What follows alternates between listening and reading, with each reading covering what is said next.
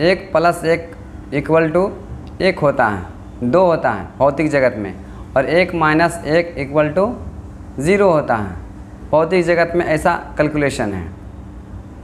लेकिन और एक एग्जाम्पल देखिए भौतिक जगत में, जैसे कोई जल जल कहकर वो अपना जल का अपना प्यास नहीं बुझा सकता है। कितना भी जल जल करते करते मर क्यों न जाए, फिर भी वो जल से वो पानी मतलब स्वाद नहीं कर सकता है, जल का स्वाद ग्रहण नहीं कर सकता है।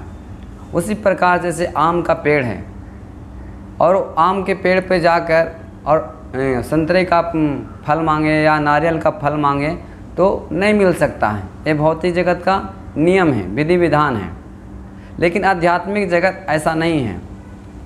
अभी शुरुआत से चलें, 1 + 1 = 1, यह आध्यात्मिक जगत का कैलकुलेशन है।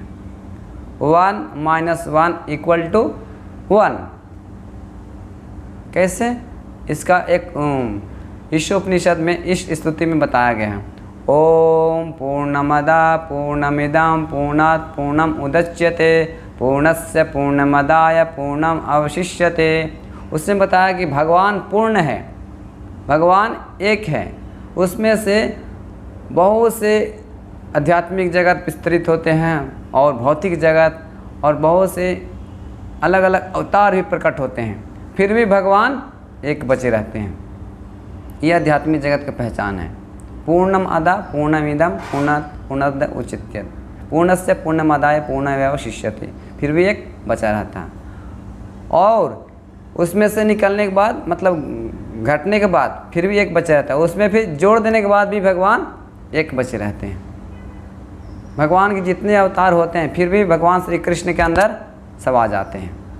तो 1 + 1 = 1, यह आध्यात्मिक जगत का कैलकुलेशन है। और दूसरा एग्जाम्पल बताया कि जल जल कहने से कोई जल का स्वाद नहीं ले सकता है, यानी उसका प्यास नहीं बुझ सकता है। उसी प्रकार से जैसे भगवान का नाम हरे कृष्णा कृष्ण कृष्ण हरे हरे, हरे राम राम राम हरे हरे, ऐसा कह के भगवान का अपने जीवा पर आ जाते हैं। भगवान और भगवान की शक्ति हमारे जीवा पर नाचते हैं, ऐसा शास्त्र में बताया गया है। क्योंकि भगवान का नाम और भगवान में अंतर नहीं है। ये आध्यात्मिक जगत का कैलकुलेशन है। और आध्यात्मिक जगत में कल्प वृक्ष रहते हैं। कल्प वृक्ष यानी डिजायर ट्री, जो भी मांगेंगे वो भी आपको मिल जाएगा। वो रहने दो, नारियल का पेड़ है और उसमें आप आम का मांगेंगे, आम का फल मांगेंगे तो आम का फल मिल जाएगा, क्योंकि वो जो भी डिजायर करेंगे वो पूरा हो जाएगा। ये भगवान का आध्यात्मिक जगत का लक्षण है और भौतिक जगत का जो बताया वो है।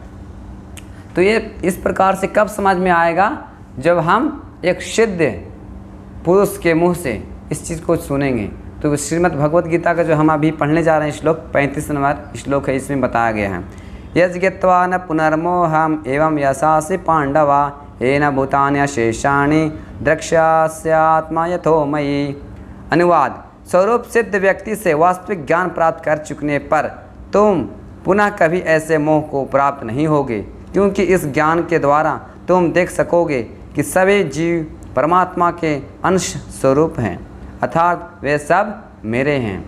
तो इसमें क्या बताया गया है कि जब भगवान के जो शुद्ध भक्त है, स्वरूप सिद्ध व्यक्ति है, जो तत्वदर्शी है, जो भगवान को दर्शन किए हैं, जो भगवान को तत्वतः जानते हैं, वही उससे उन्हीं के मुँह से सुनेंगे तो आप देख पाएंगे संसार में कृष्ण से ही हम घिरे हुए हैं, कृष्ण से अलग नहीं हैं। अगर कृष्ण से अलग देखते हैं तो माया कहलाता है। माया मीन्स माँ मीन्स नहीं और या मीन्स यह, यानी माया मतलब कुछ नहीं, यह नहीं है। माया मतलब कुछ नहीं समझता। जो कृष्ण से रिलेशन नहीं है वो माया कहलाता है। तब जी इस प्रकार से हम सिद्ध पुरुषों के मुँह से, कृष्ण भक्त के शुद्ध भक्तों के मुँह से सुनेंगे तो हमारा जो अंदर जो कृष्ण प्रेम है वो जागृत होकर हम दूसरे को कृष्ण के अंदर दिखेंगे। सब जीवों का अंतर हम परमात्मा रूप में भगवान श्री कृष्ण को ही दर्शन करेंगे। प्रेमार्जुनं चुरितं भक्ति विलोचनेन संतः सदैव हृदयेषु विलोकयन्ति यः श्याम सुंदर अनंत गुण स्वरूपम गोविंदमादि पुरुषाम तमहम भजामि। तो प्रेमाजन हमारे आँख जो है प्रेम से भर जाता है, तो भगवान के सारे अंश के रूप में देखेंगे कि भगवान से ही संबंधित है सारे, तो हम सारे भगवान कृष्णमय हो जाते हैं। इस प्रकार से है। और जो हमारे जो कृष्ण प्रेम है वो अंदर ही है।